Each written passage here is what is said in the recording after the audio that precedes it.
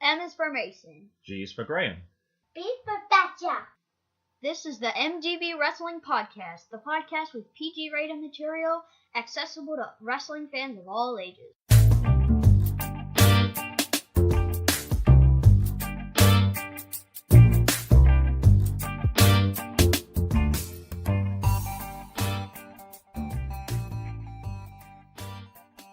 My name is Graham Bagshaw, and my co-host and creator of this podcast is proof that wrestling fans live with their parents. My 10-year-old son, Mason. So, this is episode A3. This is our Nova Pro review of the Old Dominion Rumble, which was at the Jewish Community Centre on Friday, April the 20th. Okay, do you want to get us started, Mason? You want to tell us about what we noticed when we arrived, first of all? When we arrived, the front of the building was under construction, so we had to go through the back, and the gym just looked twice as big, too. Well, it looked actually worse than that. They took the letters off from the sign. They had barriers across the door, and it looked, for all intents and purposes, it was closed. We were there pretty early, and there was only a few people hanging around the door where the wrestlers normally go. And it just turned out we were just early, I guess. But yeah, they're obviously doing some renovations there. Once we parked the car and walked back, it made it clear what was going on. But yeah, it was certainly a little different. Now, we actually got to join the front line today because it was, hey, anybody who's paid in this front row, you get to move to this side and you get to go in first, which was us for the first time. Yeah. So we were one of the first few people in, so we got to pick wherever we wanted. So we picked normally where the camera's behind us, dead center, and actually with the renovations, they've moved the camera. So we were actually, from the camera's perspective, we were on the right-hand side of the ring, but perfectly good seat. Yeah. All right, what did we do after that then? So we got our seats. We went to the 1%ers, and we got Alexander James. I always get his name mixed Shields, up as well. Faye Jackson, and Veda Scott. We did, and we saw that they posted, just after the last one, that they had some pictures, and it was ones that we hadn't seen. Some of them were quite old ones, so we asked them, hey, do you still have any ones of these? And they said, yeah, we'll make sure you've got some. And they posted their merchandise ahead of time, so we picked up the ones that we hadn't got. Alexander James wasn't there, unfortunately, on this one, but we did manage to see all the other people, and we'll probably talk about those a little bit later as well. So we picked up those pictures unautographed at this point. Okay, what else? We also saw Jake Parnell. We did, yep, the Warhorse. Yeah. We didn't get to see him last time. We wanted to see him last time. He was busy. I didn't get a chance to say hi to him. We actually saw him as he walked in as well. We saw quite a few wrestlers actually walking in because they came through the same entrance that we came through. Yeah. But we didn't say anything at that point because they got suitcases and everything and getting ready. And we saw his pants. Yeah, he has those stripy pants. He's always trying to sell those things on Twitter as well. I can't remember what they're called. There's something from the 80s or 90s. I know Mommy does. I actually did buy a pair that's got the Carolina Panthers on because I was going to wear them for Wacky Tacky Day at school. But yeah, I won't be wearing them at any normal time, that's for sure. Yeah, so we saw Jake. We got a picture. We got an autograph. We got a photo, all that stuff that we like to do when we're there. And I think that's pretty much it. We saw other people there. We saw people like Jordynne Grace was there, Jonathan Gresham. We saw the Ugly Ducklings, of course. But I think pretty much we went to our seat because we know that there was going to be some sort of pre-match entertainment or that first one. And that's exactly what happened. What's up, everybody? It's your boy Benjamin Banks, and you're listening to the MGB Wrestling Podcast. So, in match one, it was Benjamin Banks and Diamond Victor Griff in a tag team match versus Bobby Orlando and Harry Zen, featuring Bobby Jr., which is his GOAT. This was the one we were most excited about because Benjamin Banks we just interviewed for. We just released episode 9 a couple of days ago. Episode 8 was when we interviewed Benjamin Banks, so we were excited about this match.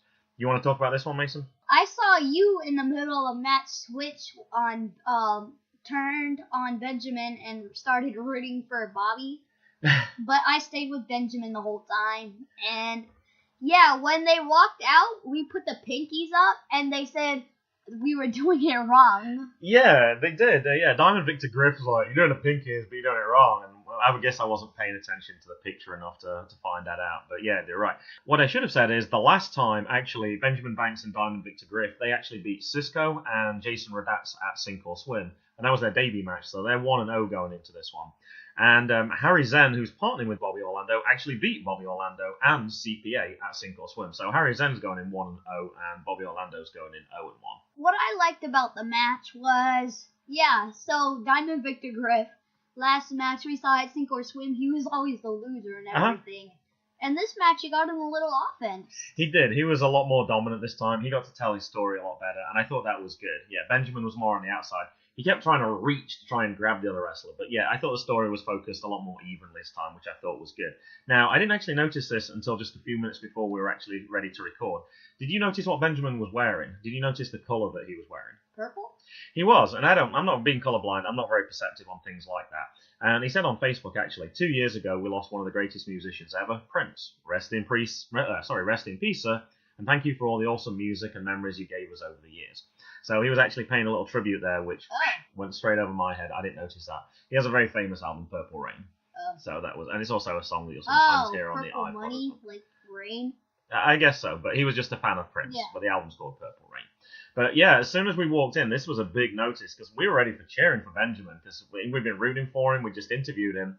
We got the pinkies ready and we start clapping. And suddenly you realised, something's not right here. He's like this, shut up, stop clapping. It was like, oh my god, he's gone back to the heel again.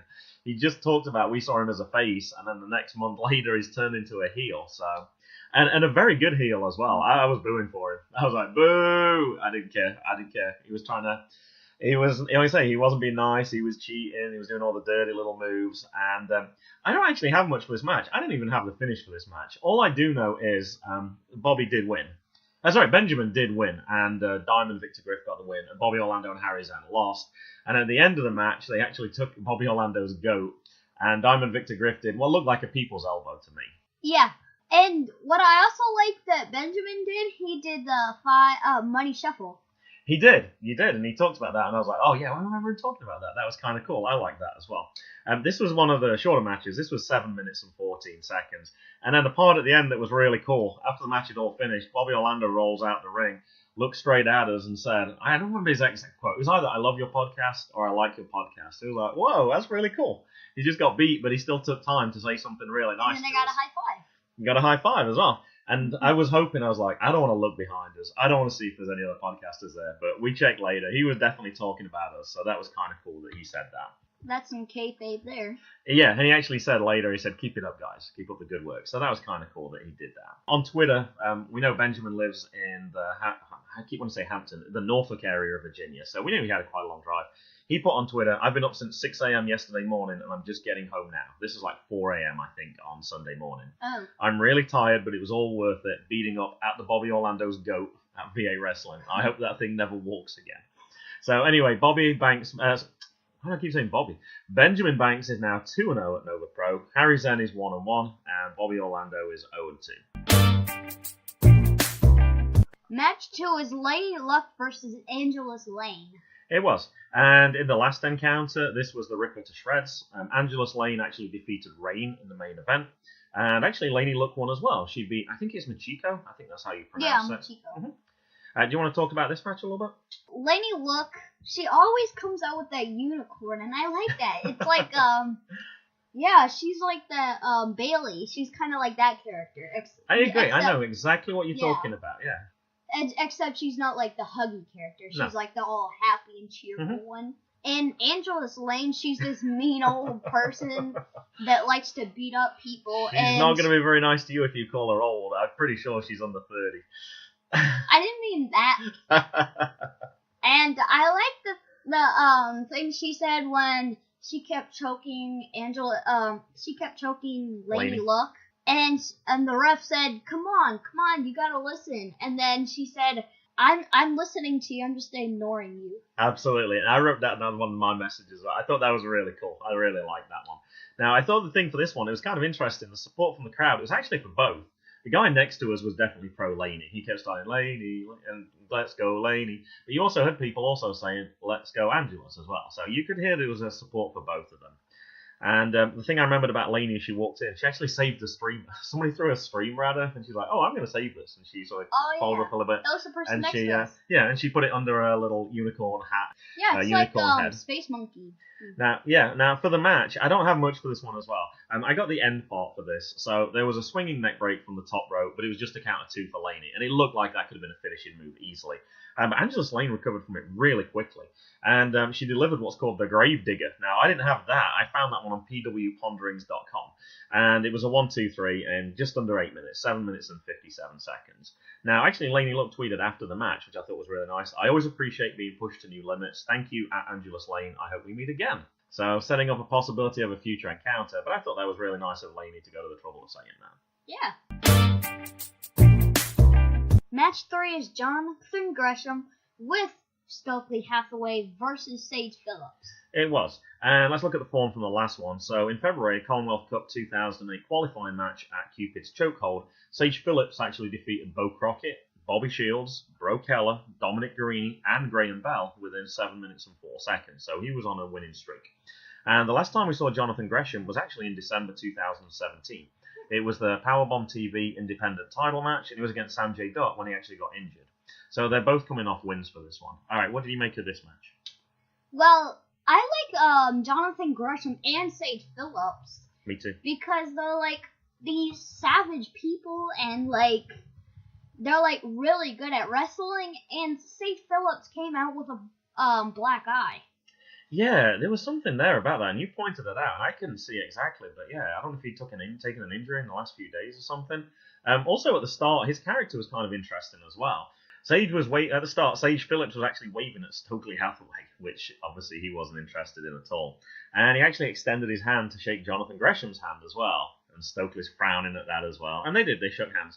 And actually the chant from the crowd was sportsmanship, and he wasn't impressed with that either. So yeah, at the start, there was a few little things going on. What about the match? Well, the match, I really liked the match, and there was lots of submissions on Sage Phillips' left shoulder, and he was definitely working that throughout the match. You could see that, yeah. Yeah, he did multiple octopus stretches. Mm-hmm.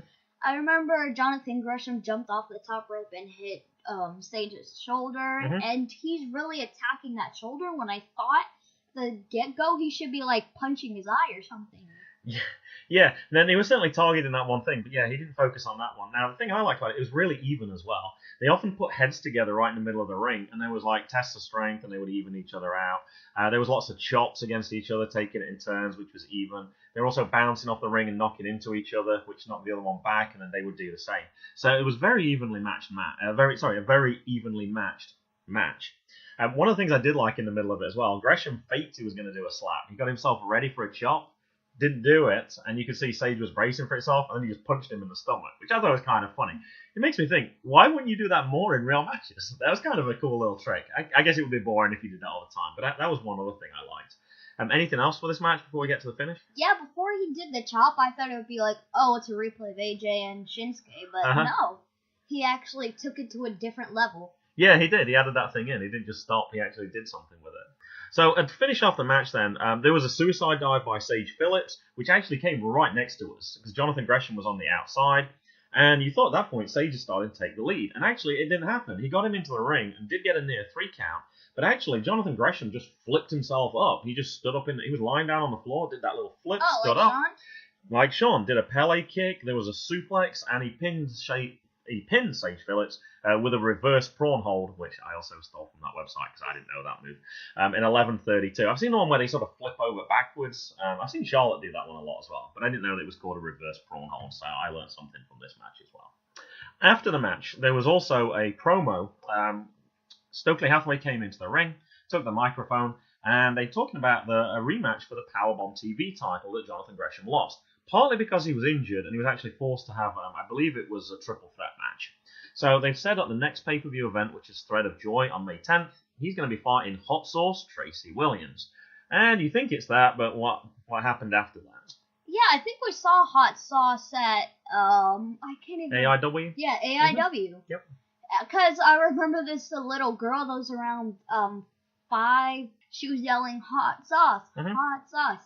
Logan came out. He did. And he's being all friendly, and now it's a triple threat match. It is, and he was complaining. I know he lost his title belt as well, but I don't remember what happened. But he robbed Sage Phillips. He did, and I'm not saying he necessarily did. But anyway, he's managed to get a triple threat match out of it, and actually it was confirmed later on Nova Pro website that May 10th is going to be Jonathan Gresham versus Hot Sauce Tracy Williams versus Logan Easton Leroux in a triple threat match.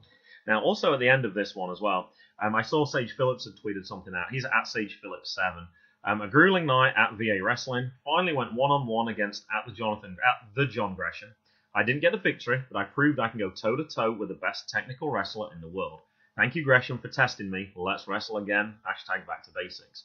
And I agree, Jonathan Gresham, somebody who we know is in Ring of Honor as well. He's a very good wrestler, and I thought Sage Phillips matched up with him really well. And perhaps in the future, that's something where he can start to get the edge. But I was very impressed with Sage Phillips, not just in this match, but also one we'll talk about later as well. Yeah, Nova has some big stars and stars in training, too. Absolutely, yeah. And when you look at them, I've also got some names to talk to you about later as well. You will see some of those people who was like, oh, wow, they're in Nova Pro. So, yeah, definitely some stars for the future here. And match 4 is Pow Meow, Allie Cat, and Christie Jaynes versus the Hooligans. It is, and we were going to look what the Hooligans' name is. We know one's Mason. Mason, You've got the same yeah. name. And Brian Cutter or something like that? It's something Cutter. I remember I don't remember his first name. So in the last time we saw these people, Allie Cat actually defeated Holidead at Ripper to Shreds. And last time we saw Pow Meow as a team, they actually defeated the Carnies, who were Kerry Awful and Nick Iggy. Now, we actually talked about this on the outside, and I thought it was pretty clear. Pow Meow's going to win. Yeah. I don't think there was any doubt about this. But it didn't actually turn out that way. No. Now, let me talk about the other match. The Hooligans, last time they featured, it was actually against the Ugly Ducklings, and they actually lost in 6 minutes and 52 seconds. And that was the match when I believe Lance Lude wasn't feeling very well either. Yeah. He was under the feathers. Under the feathers, as Rob said, correct. And again, Pow Meow, Allie Cat's in the ring, and that Cutter and Mason, he puts his hand out and Mason flips onto Allie Cat. He steps off his hand and then he does a flip onto Allie Cat, and that looks like kind of acrobatic. Yeah, I thought that was kind of acrobatic. Now, I got some stuff before that, so let me jump in at this point. So the Hooligans started off by saying that this match was going to be easy, but they wanted to go through some rules. They said that they weren't going to punch women, okay? Like, all right, fair enough, they're going to start off nicely. And before they did it, they had their silly little thing, which I think Pow Meow always is going to have that, and you know that I'm a big fan of those gimmicky things. So they said they were going to have a scratch-off. So they talked about they were going to scratch each other's back, and they were going to take it in turns to do it to see who could last the longest. And I think it was Mason Cutter said he'd already been sharpening his nails up. You couldn't really tell, but that's the way they were going with it. And Christie Jaynes shouted out to him, "You've already had your tetanus shot, Allie, so you should be okay with this one." And they did that, and they did it for a few times, and it did look kind of painful as well. Allie did not look very comfortable at all in that position. Yeah, she was biting her shirt. She was biting her shirt, and I took a picture for that, and that was actually my favourite picture of the whole night, because you can actually see, you can't see Mason Cutter behind her, but you can see his arms are raised up into the air, ready to scratch her. So that was something that started off with that one. Also, I've got on here, the match, I thought for me the match really kicked off after there was a Hurricane DDT by Christie Jaynes from the top rope. I thought that at that point it looked like to me the Hooligans were starting to get the edge in that match. After that one, they were both tired because Christie Jaynes had been out of it for a while. They went in and they got a double tag. But then after that, it just started to get silly. The Hooligans, they had way longer than 5 seconds. Because everyone's shouting to them, 5 seconds, ref. They double-teamed Allie for a good 30 seconds on that match. And at that point, I think it was pretty obvious that they probably were going to win that match. I was really confident that the Pow Meow was going to win the match, and the Hooligans won. They did, and there's probably one more big thing in this match that happened in between that. After there was all that double-teaming going on, all 4 of them ended up being down in the ring after exchanging blows and stuff. They all left the ring, got a steel chair, and we actually got some more space at this point. They actually picked up a chair that was next to us where somebody was actually sat. But then they didn't leave anything on the chair, took that into the ring. And anyway, all 4 of them took the chair in. And even though he wasn't even at this event, Tim Donst wasn't here, which is surprising for us at Nova Pro, because he normally is. We still got the correct chant. And I can't remember, I think he said that's not safe when they took the chairs in. Or they said safety first. They probably remembered it because of Allie Cat, Sure. Safety Cat. Okay, and then in the last match. But I thought it was funny that he gets a mention even when he's not there. And anyway, actually, they didn't use the steel chairs. They threatened to do it, but actually they just put them down in the ring. And they set them up in like a circle, and they just exchanged blows around the outside. I'm going to be honest, I didn't really buy into that one too much. I didn't like that segment. And actually, I know people on Twitter complained about that last time in the Holidead match. They put Holidead on a chair, and then she gave us slaps on the chair. And I don't think anyone really liked that. And for the same reason with this one, I wasn't really getting into this one. Eventually, there was just 2 people left, and I just have after that Hooligans one. I kind of lost interest in this match this time. Well, the only thing about the chairs is somebody gets chopped, and then you chop somebody else, and then that gives you time to recover, and then it's like that. It was too slow for me. I didn't see the point. Christie Jaynes ended it. Instead of chopping Mason, she kicked him over, and then the chair toppled over. And then there was just the two of them left. Now, at the end, and this also didn't make a lot of sense to me, the Hooligans admitted they only won because of a sucker punch. And I don't get that. No punch. They just said no a sucker punch just means, I don't know why they would admit to that anyway. If you're the villains or the heels, you're not going to admit to that. And then they started shaking hands, and I was like, I don't get this at all. Either you're playing the heel or you're not playing the heel. I didn't quite know where that ending went. And I think this match actually disappointed me a little bit. I had much higher expectations for this one. Do you have anything else for this one? No. Match 5 is a triple threat match. Veda Scott versus Facebrooke versus Jordynne Blade. Okay, so in the last time that we saw Veda Scott, it was actually a street fight against Faye Jackson at Such Great Heights, which was the one over Christmas at the Annandale Volunteer Fire Department. Facebrooke was new. We heard she was from, I think it was Sydney, Australia. She's actually only 21 years old, which you couldn't tell. She was actually a luchadora. She actually had her mask on, and so you couldn't actually tell from that. And she says on her Twitter page she likes to lift weights and eat pancakes. And Jordynne Blade, we've seen before as well. She defeated Jocelyn at Sink or Swim, and she actually defeated Harlow at Ripper to Shreds. So she actually came into this one 2-0. Now, as she was walking in, we actually had one of those signs, the Veda Scott sign. So I actually waved the Veda Scott sign, and she came over and she said, so how much did you pay for that? 10? I was thinking, well, I did pay nearly $10 for it. But then she said 1,000, so I didn't really want to say that, but I was like, yeah, sure, something like that. And left it at that. Do you want to talk about this match? Yeah, well, Veda Scott and Jordynne Blade at the start, they were like, hey, we should be a team. We have the same color pants and stuff like that. And then Jordynne Blade, they're like, no, I want to work with Facebrooke. And then they just kick her out the ring. And Veda said at one point when they were trying to team up, I definitely won't turn on you. And everyone in the audience was like, yeah, right, that's not happening. Yeah, well, we also got a high five from Jordynne Blade, too, at the start. We did, yeah. It's one of the advantages of being front row, which we're not normally. So we missed a few early because we didn't even think about it. We were trying to write down who was in the match, and then it was like, oh, they already came by us. So we missed a few. Now, one thing I noticed from the front row, though, as well, you do see more errors. Now, when you're further back, you might not notice all this stuff, and it makes me think when we're watching WWE way, way back, how much stuff do we actually miss? One of them was pretty obvious because we both looked at each other. Veda Scott actually kicked the turnbuckle and not Jordynne Blake at one point, but Jordynne Blake acted like she'd been kicked. I don't have much for this match at all. This was actually the shortest match of all, 6 minutes and 7 seconds. Veda Scott got the pin, and that was it. And for some of these matches, actually, we were kind of into them so much that we didn't always necessarily write stuff down. I think we were kind of, I thought overall the matches were good. I think this was actually the best Nova Pro event that we've been to so far. Yeah, so if you're thinking, we don't have much notes, it's because it's a pretty good match and we're into it. And that was certainly true. And that first one with Benjamin Banks, we didn't write anything down until the second match. We were like, oh, did you write anything? I was like, oh, no, I didn't either. So, yeah, we were actually really into this. I was trying to really watch it this time. I know before I took that, this time I'm just going to write keywords down and then try and piece it together later. Now, after the match, it was announced Rachel Ellering will be in the Commonwealth Cup, which I thought was really exciting. I actually looked at the results that were posted later. It didn't actually mention Rachel Ellering is going to be in the Commonwealth Cup, so I don't know if that was just an omission on the report, but certainly that sounded like what it was supposed to be. Now, actually, Skylar was supposed to be in one of these matches today, and she actually beat Rachel Ellering in a great match at the WWR, which our friends from the Blade Job show told us about. So there was also a few other omissions from this match as well. Isla Dawn was supposed to be at this one, but she had a family emergency, so she was in Scotland.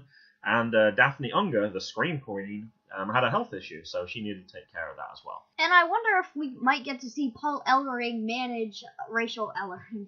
Nope, I'm going to say right now, I'm calling that as an absolute. That would be cool, But it certainly sounds like that they are father and daughter, which I said on a previous podcast, I wonder. I think I found the answer. Yes, it definitely is. Because they actually talked about her being a second-generation wrestler. Yeah. And there was somebody else who they mentioned was a third-generation wrestler, and I wish I could remember who that was off the top of my head. It is a slight possibility, though. Mm-hmm. Match 6 is Ugly Ducklings and Arik Royal versus the One Percenters, Logan, Easton, Leroux, Bobby Shields, and Gunnar Miller. And we already talked the last time that the Ugly Ducklings beat the Hooligans. Arik Royal actually lost to Gunnar Miller at the same event as well. That was a really good match. And Logan and Bobby Shields lost to Allie and Tim Donst, which was not listed on Cage Match, where I normally find my results, but it was technically not really a match. It was right at the start of Ripper to Shreds, so I guess they didn't talk about that. Do you want to talk about this match?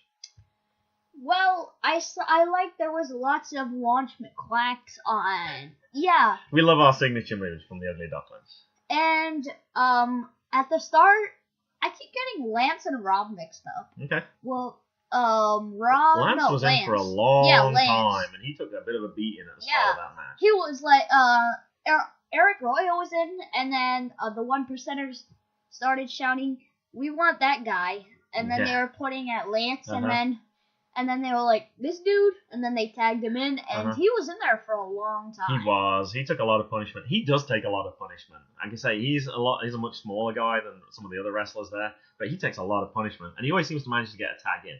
Now, I wasn't worried about this one, because I was like, there's no way you're going to have Arik Royal and Rob Killjoy on the side and then just not tag them in. So you knew at some point they were going to get involved. Now, the match actually started off with Rob Killjoy and Logan. It was pretty even.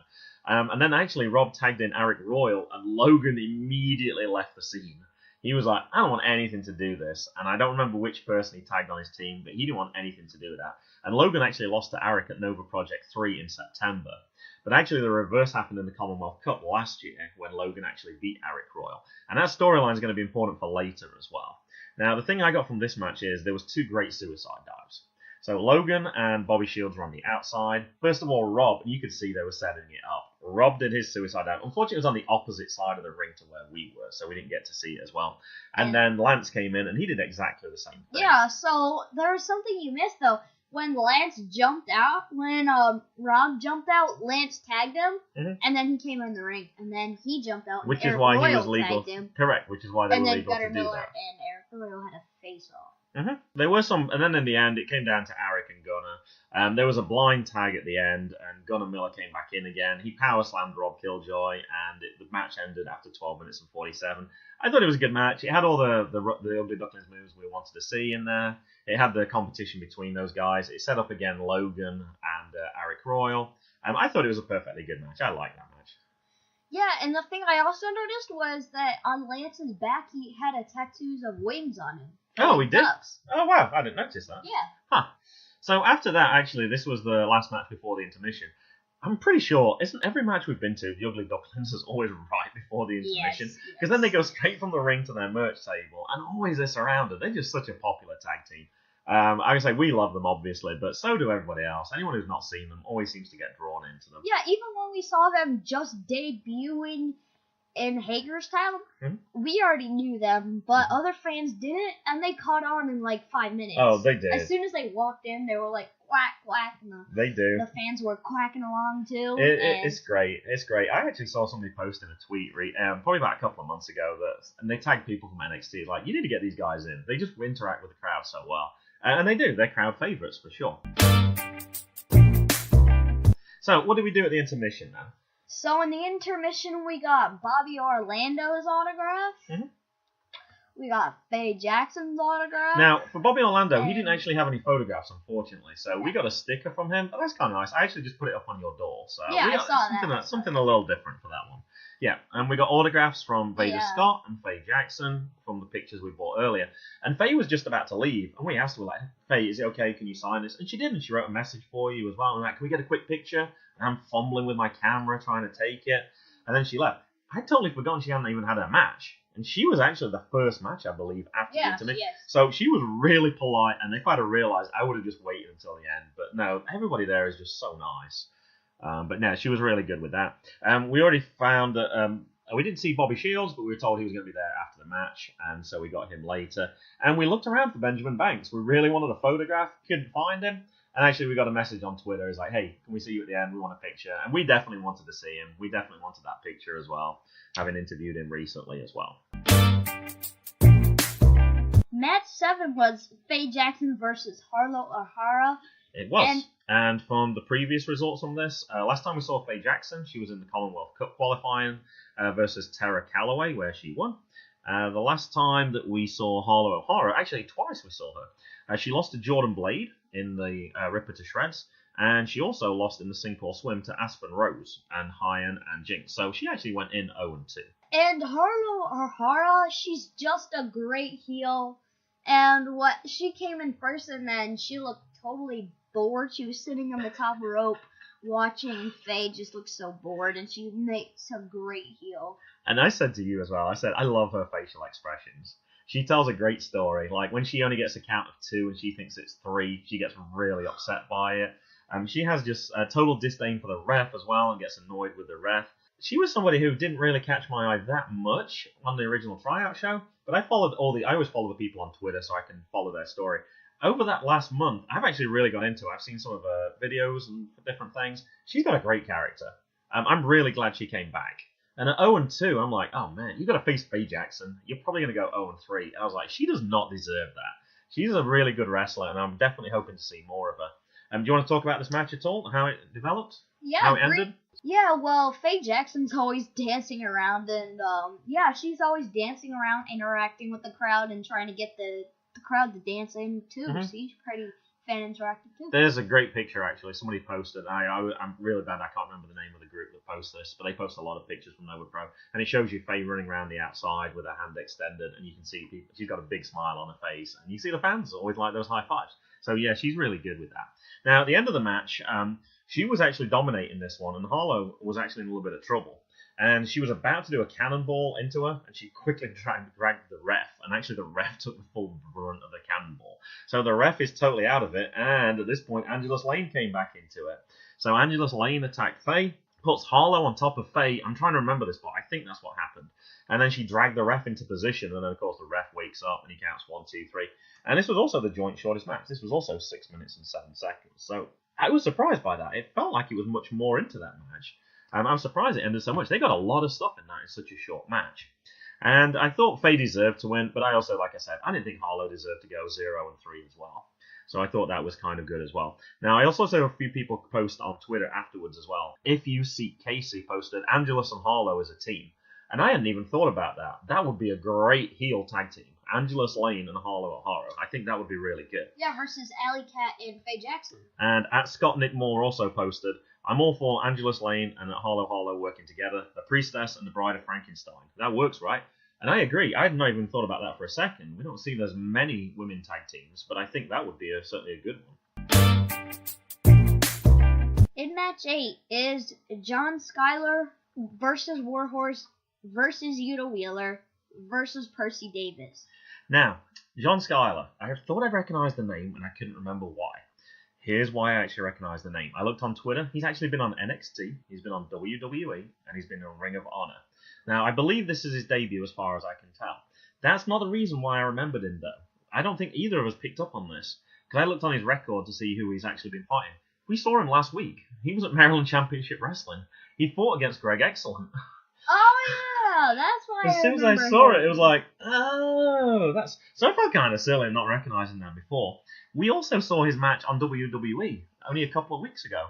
He lost to No Way Jose in 25 seconds. Remember the guy who dances around the ring? He just came in from NXT. So he's actually been on a few matches recently. Oh, and I said there's another big name. He lost to Cassius Ohno on NXT in February as well. So he's a legit wrestler right here. He's been in some big matches. Is he still wrestling WWE now? That I don't know about. That remains to be seen, but it was probably pulled... Well, certainly for the No Way Jose, he was obviously pulled in as like the jobber. He's going to lose quickly, but that was it. But cool that you can actually even do that stuff.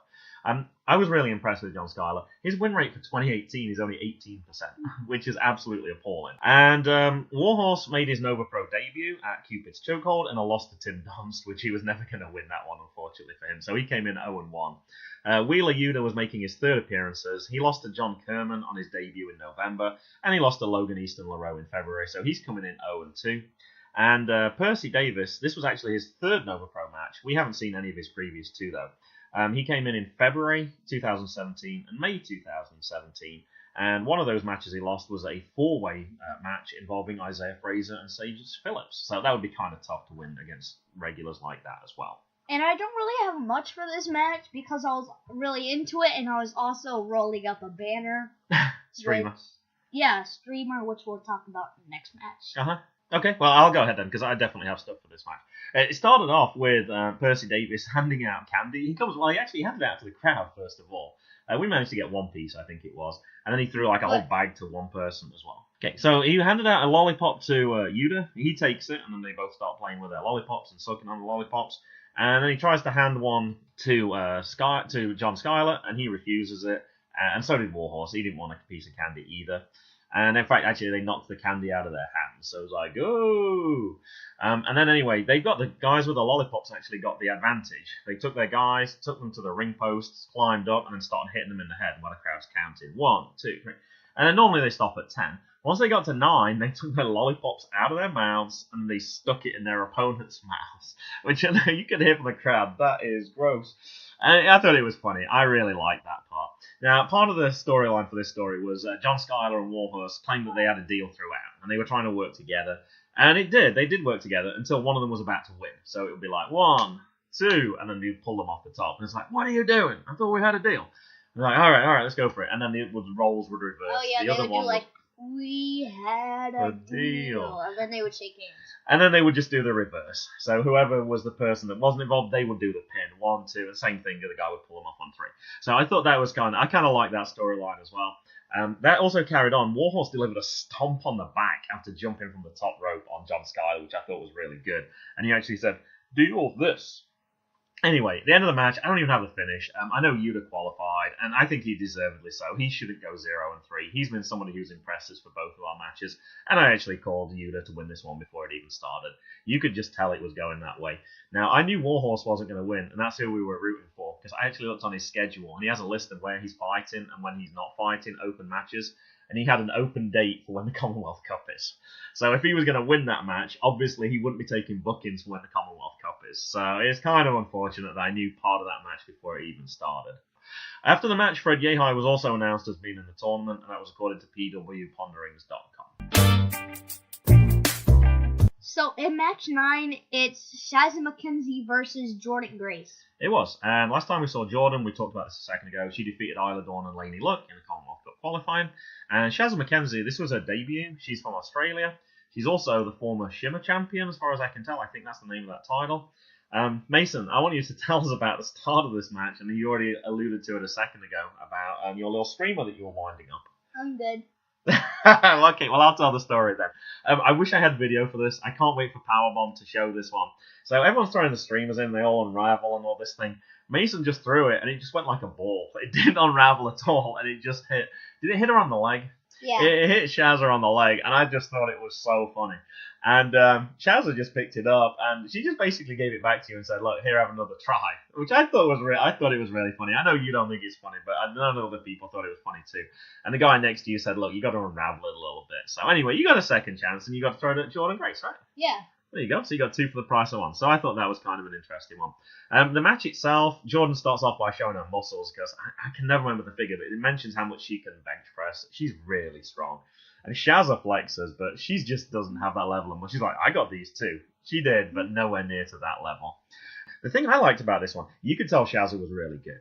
Yeah. She actually dominated Jordynne for certain parts of this match, which I haven't seen any other wrestler do in Nova Pro so far. She actually had her in submission holds 3 or 4 times, and Jordynne managed to get out of them. They were sleepers. But yeah, she was trying to get that, and you can see Jordynne was uncomfortable, just the way she was on. So Shazza was a great technical wrestler, and the crowd, interestingly for this one, there was chants of, come on, let's go Jordynne, and let's go Shazza.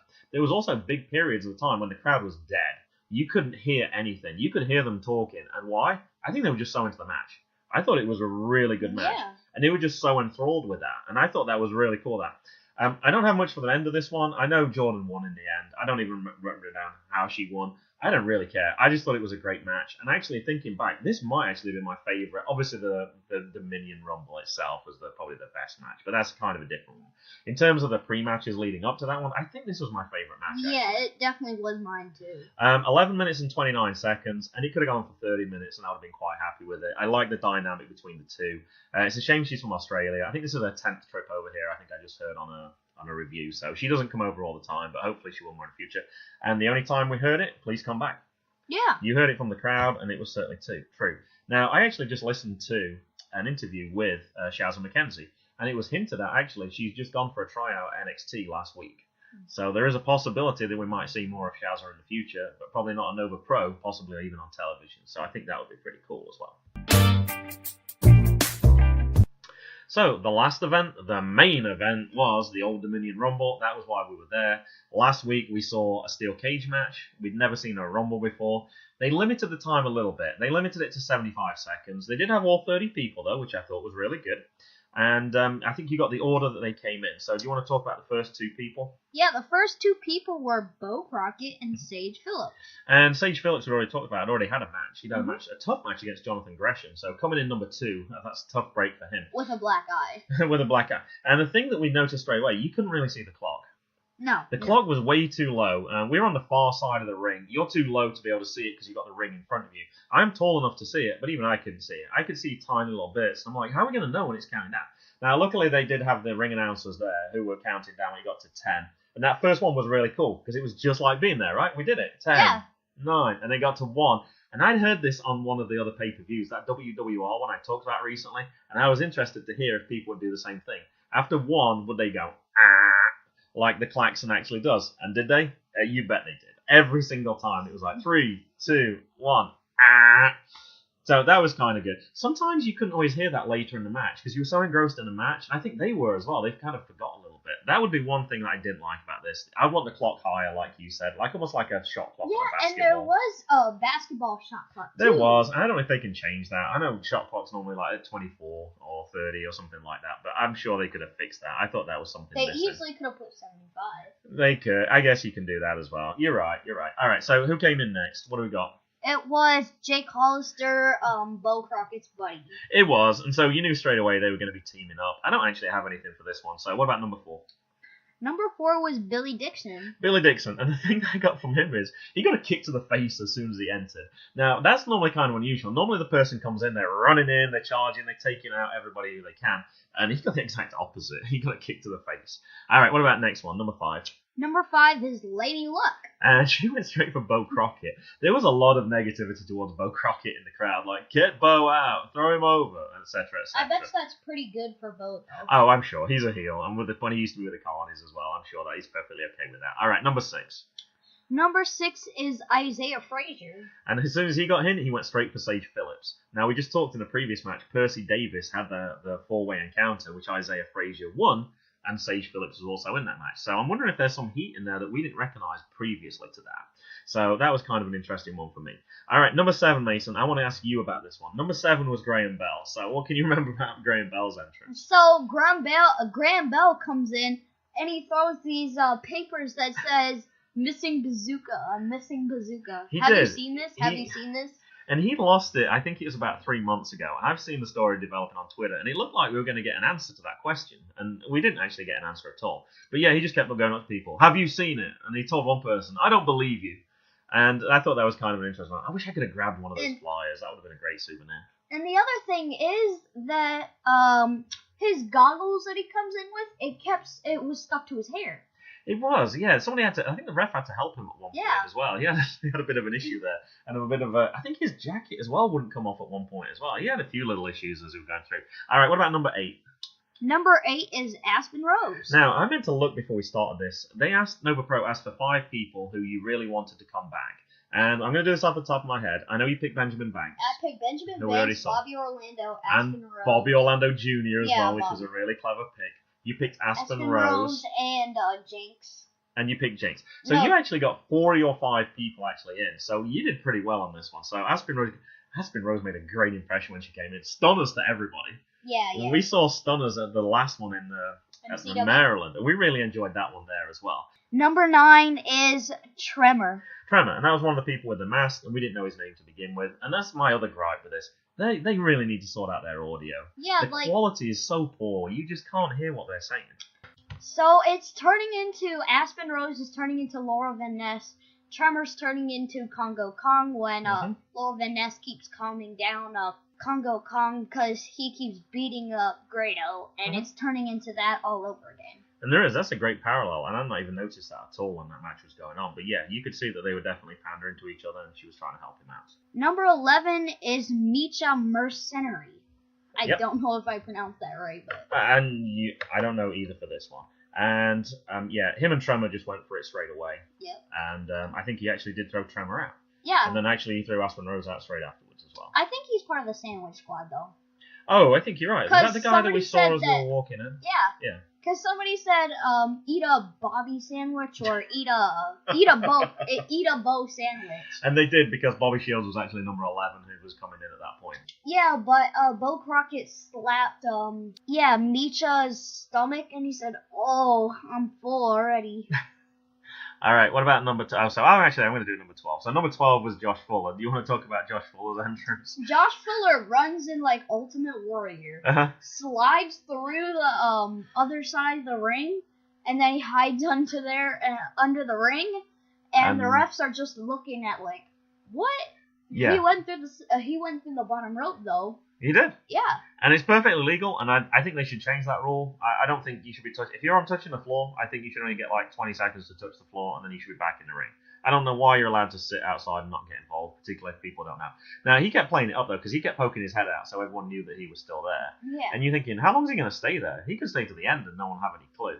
Now, it didn't actually happen that way. So, number 13 was Kane Justice, who, all I have for this is he started eating an apple.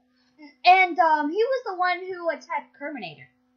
Oh, of course. I knew I'd seen That's the why name, those two were fighting in the middle. Okay, all right. And then 14, Brokella came in, and actually he did get Josh Fuller out, and he put him back into the ring. All right, what about 15? Number 15 is Slade Porter. It is, and I got Slade Porter as the Phantom of the Opera. I don't think you recognize that reference, but it's somebody basically has a half mask on his face, and he looks just like the character. Okay, so what about number 16? Number 16 is Jackson Stone. Jackson Stone, and I think he made his debut a couple of months ago for this one. And as soon as he came in, he just gave uppercuts to everyone. Everyone sort of had their little thing. Like Aspen Rose was doing stunners, and his little thing was uppercut. They looked powerful as well. They looked like he was giving some force. All right, 17 was Allie Cat, and she gave 2 eliminations straight away. She got Slade out, who'd only just come in, Slade Porter at 15, and finally Bo Crockett, which was kind of to a cheer as well, because I think everyone was about done with Bo Crockett at this point.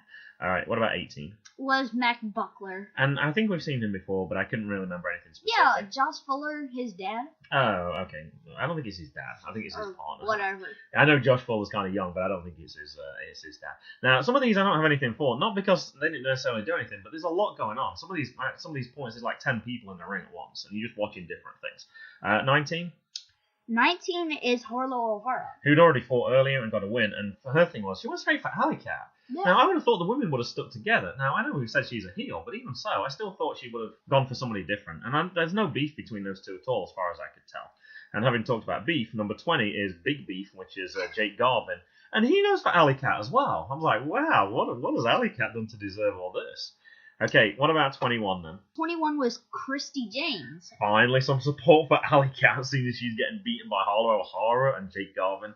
And they actually hid in the corner for a little while, which is actually not a bad little tactic. It looked like that kind of scaredy cat image, which they played up on a previous thing. All right, 22. The Masked Villain. I don't have anything for him. I don't think there was a lot going on at this point. 23. Eric Royal. And he came in and eliminated Jackson Stone pretty quickly, and also Bobby Shields as well. Now, for me, that was a surprise, because I actually thought what was going to happen is the 1%ers are going to make it to the end, they're going to help each other, there's going to be 3 of them, and then they're definitely going to win. What about number 24? Number 24 is John Kerman, the Terminator, who got attacked by King Justice, and he went, King Justice was out our side, and then he, as soon as he saw John, they came in the middle of the ring and started fighting each other. And 25 was Angelus Layne, and then 26 was Mickey Banker, who was True. Yeah. Now, I didn't realise this. He might not even be 20 years old yet. He was born in 1998. Oh. So if he hasn't had his birthday this year, he's 19. Wow, I did not realise he was that young. There's some really young talent in Nova Pro as well. Like Jordan Grace only just turned 22 as well. So I thought that was kind of interesting. 27, Logan, Easton, Leroux came in. So now we're starting to get some of those 1%ers. Although Bobby Shields has already gone. So Logan's actually by himself at this point. He gave a stunner to the Terminator, but I don't think that eliminated him at this point. All right, what about 28? Bobby Orlando. Bobby Orlando came in. And I didn't even know he was going to be there once, because he didn't post anything on Twitter. And I was like, that's kind of disappointing. I was hoping to see him. And he just kept it quiet. But then he actually appeared for a second time. And he actually threw his goat to True, and then True just threw the goat straight over the top rope. And Brian, with probably the line of the night, comes on, and the goat has been eliminated, which I thought was brilliant. I thought that was great. The crowd really liked that. The crowd on the far side was chanting something to Brian, and I couldn't hear what it was, unfortunately. But you could tell that he acknowledged it. It was something they were saying that he did a good job, basically. All right, as we're getting towards the end then, 29. Gunnar Miller. So Logan's got some support now. And number 30, the clown figure walked out, which is Jean-Jean Le Bon. And I knew that was part of that 1%, or part of the gated community. So now they've suddenly got 3 people together, and that storyline is starting to play out. How lucky is it that they can come out? Logan at 27, Gunnar Miller at 29, and Jean-Jean Le Bon at 30. Now, the thing that was weird about this, and we don't know the backstory for this, Bobby Shields came back out again. And he says, it's not me.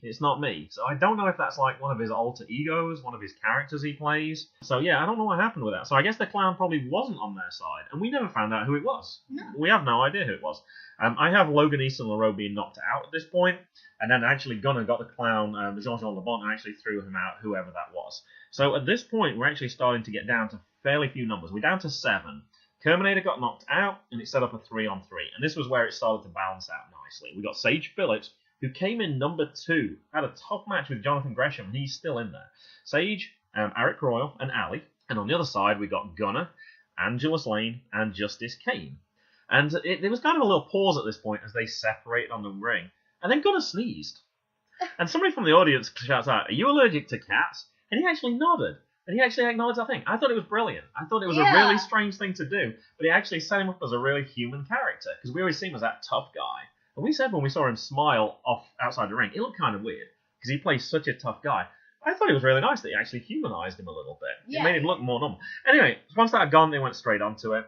Gunnar threw Sage over, so he made it down to the last 5. He did really well. Arik eliminated Kane, and that took it down to 4.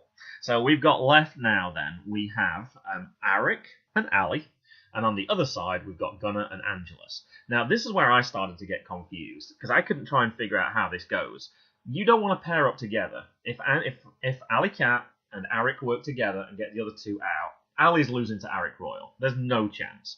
Similarly, if Angelus and Gunnar work together and they eliminate the other 2, Angelus has not beaten Gunnar Miller. No. So I was really confused how they were actually going to do this. Can you remember what happened from the last 4? No, not really. All right. So what actually happened was they did play that out, and Allie took out Angelus Layne, and then at that point you think, well, it's obviously going to come from those 2 against 1.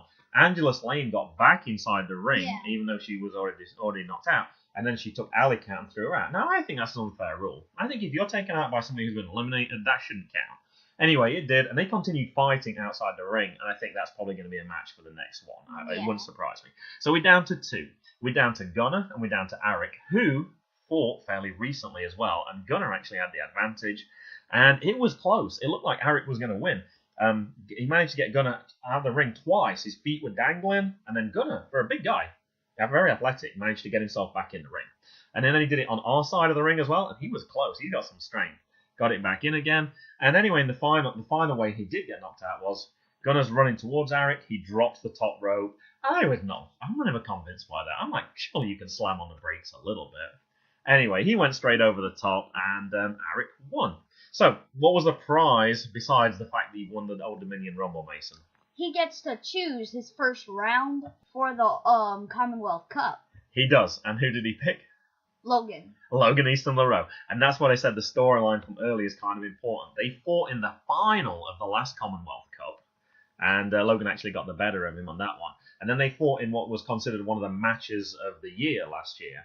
In the first event that we went to, and we didn't actually get to see that match because we had to leave early. Or I was tired and we left early. Yeah. And we watched it on Powerbomb TV later. And on that one, Arik got the advantage. So it's been kind of even. I think that's interesting he picks Logan, but Logan was scared of him in that Ugly Ducklings match. When Arik tagged in, he went straight out and said, I want nothing to do with him. So it could be our defending Commonwealth Cup champion could be out in round 1 with him having picked that. Or the 1% going to interfere. Interference? So who you got for that first round match? This is the only matchup we actually know right now, because all the other ones we just know contestants. We don't know how they're going to pair up. So I'm going to ask you right now, who's going to win? Is it going to be Logan Easton Leroux, or is it going to be Arik Royal? It's going to be Arik Royal, and I think I have an idea who Jean-Jean Le Bon is. Oh, okay. It might be one of the Ugly Ducklings. It could have been. It could have been anybody. I have no idea who it was. Because he was against the 1%ers. Correct. It could have been. I have absolutely no idea who it was. So you're going for Arik Royal, you say, for that one? Yeah. All right. I was going to go for Arik Royal as well, actually. I think they're going to be some sort of... You never know with Logan. All right. It'll be an interesting one to see how that goes. I was going to ask you, how long do you think the match went on? The Old Dominion Rumble? Yeah, just the Dominion Rumble. So we talked about the other one, like the longest match was like 12 minutes or something. How long do you think the Rumble went on for? 50 minutes. That's pretty good. 51 minutes and 44 seconds. Oh. I like the fact that it was that 75 seconds. I thought that kept it more exciting, actually. It kept constantly sending people in, and you just didn't have a time. That's why, for a lot of these people, we didn't have anything. Within 75 seconds, I just had to make a note who was coming in, and then it was something quick. But I wanted to watch it. I was engrossed in it. I thought it was great. All right, after that match, normally we've left. As soon as that last match is done, we're out of there. We want to get home. It's late, and it was late for this one. We stayed behind. We got to see Benjamin Banks. We got to see Victor Griff. We got our picture with them. Oh, you got your picture with them anyway. I was the photographer for this one. We did see Bobby Shields, so we managed to get your picture autographed. And that was it. It was a great night. For me, it was the best Nova Pro event that we've been to so far. Anything you want to add in at the end? Yeah, we saw Bobby Shields and Logan Leroux in the parking lot, and then we saw the Hooligans, and then we saw a lot of people by staying until the end, and it kind of makes you realise that they're just like us really, but they're playing that role. I really felt like I was a wrestler when I walked into to use the bathroom, and also the back areas there, and I was walking right behind Gooder Miller, and You do see a lot of those characters. I almost bumped into Logan. Yeah, Bobby was actually parked right next to us, I think. Yeah. There was one car that pulled out, but he was essentially next to us because we got there so early. The only thing I want to tag in on the end, I know that, I can't remember the name of the group, I know they have that snack society, the Nova Pro, they try different snacks. We actually stopped at 7-Eleven to get some food. We got a couple of hot dogs, pretty standard there. The chips, I'm telling you right now, I'm going to give a 5-star rating to those chips. We actually got some 7-Eleven home brand chips or whatever. Do you remember which ones were? I got the prime rib. You got the prime rib, which I was going to get, and I tasted them. I thought they were really good. Yeah. And I actually picked out, I think it was spicy guacamole, Yeah. and they were really good. $1 a bag, I'm giving those a 5-star rating. So that's our little contribution to the Snack Society for this one. And the next event, you don't have to wait long for the next episode, actually. A4 is going to come out, I believe it's in 3 weeks' time. I think it said it was going to be May the 10th. I did actually see the name for it, and I forgot to write it down. We're on Twitter at MGB Wrestling Pod. You can follow me on Twitter at Mr. Bagshaw. Please try and subscribe, give us a 5-star rating, and review us on iTunes at the Visionaries Wrestling Network. Mention us by name, the MGB Wrestling Podcast, and give mention to Mason as well too. All these things help us get recognised even more, so please take a couple of minutes to do this if you haven't already done so. It's goodbye from me. And it's goodbye from him. Goodbye. Goodbye.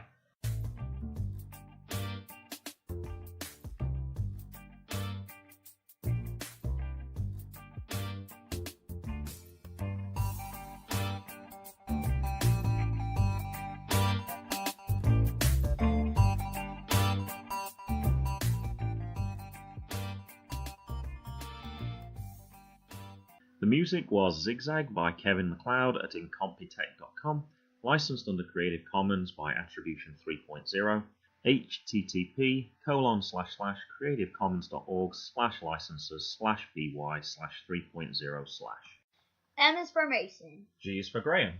B for Betcha. This is the MGB Wrestling Podcast, the podcast with PG-rated material accessible to wrestling fans of all ages.